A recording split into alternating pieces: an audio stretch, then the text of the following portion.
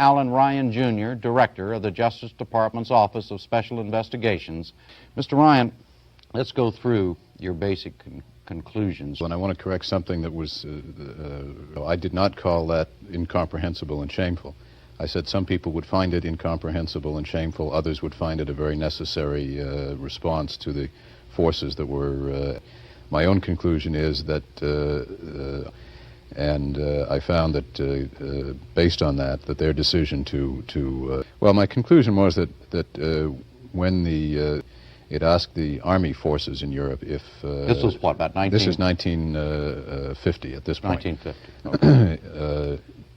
Now, what would be your conclusion there? My conclusion there is that the officers who all right, now we move to the third stage, and that was helping Barbie get out of Europe and into South America. What's your conclusion there? Well, my conclusion there is that is, and I don't think there was really any thought given to the fact that by misrepresenting the truth to the State Department, they were in fact committing, they were seeking to protect an American intelligence informant. When Barbie was recruited in 1947, the Army, there was certainly no sympathy for Nazi war crimes or Nazism. Do you feel that any of the people involved in any of this chain of events should now be publicly prosecuted, condemned, otherwise censured? Prosecution is not possible because the statute of limitations has expired. Forces that were available, and I think that it would be unfair now to vilify those officers for that decision, even though you or I or anyone else might have made the opposite decision had we been there. We were not there. I do not think... Why was he valuable to U.S. intelligence? Again, I think Mr. Ryan pointed out some of this, that this was the height of the Cold War. We still have to flush out the facts to disclose so that we will learn for the future. You don't think enough of the facts have come out yet, is that it? Yes. Thank you. Jim? Are there more facts to come out, Mr. Ryan? There are no more facts to come out about Klaus Barbie. Now, there is much that can be said, and I think Mr. Berman is right that these issues ought to be debated and discussed and so forth, but there are no more facts about Klaus Barbie in the United States government. I made sure of that in my report. And then the decision to obstruct justice, and then the decision to help the man go to South. Who actually made that decision?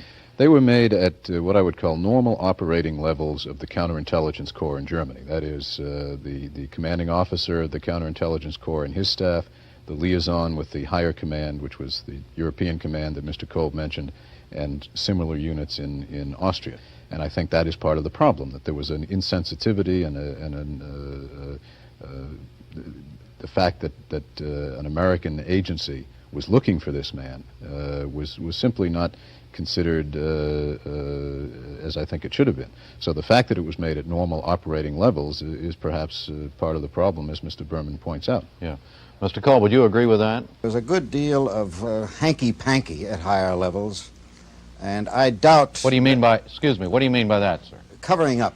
That some people today are not willing to admit the role that they played in the Barbie case, and that's even true of our own CIC people, regrettably.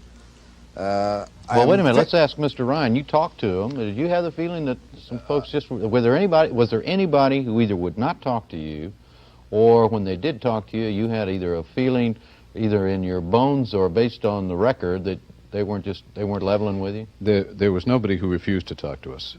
Many of the people involved, of course, are dead. Memories are not. Was there the best indicator here? Was there a paper trail? Yes, there's a very, very strong paper trail, and the report relies almost entirely on the paper trail as opposed to the memories and the recollection of witnesses after 35 years. Mr. Kolb? Yes. You heard what Mr. Ryan says. There's a paper trail. 7. I think Mr. Kolb hit it on the head. First of all, the paper trail is the easiest thing to detect, and it's the easiest thing to use as a cover-up, and Mr. Kolb suggested that there may be much more to it that really was not put on paper and intentionally, But what is critical when I say a reckless disregard of the truth, I do not mean they knew and they looked the other way. I mean it's difficult for me to believe that the United States Army intelligence, even in the 1940s, if they're going to hire somebody or retain somebody, make an employee of somebody, can't push the appropriate buttons and ascertain the information. Go to the French, go to the Germans, find out, rather than finding out later that that they're dealing with somebody such as Barbie, and then 2 years later being stuck with them because they're going to be embarrassed to the world and therefore spirit them out to Bolivia. I'll see. Robin? Mr. Ryan, let's come closer to the present time. Does your report not also indicate that as late as the middle 60s, the U.S. Army Counterintelligence Corps wanted to use Barbie again, knowing he was in South America, but was talked out of it by the CIA? Yes, the Army considered the possibility. They discussed it with the CIA. The CIA said it would not be a very good step, and the Army simply withdrew its consideration. I don't think it ever got to the point where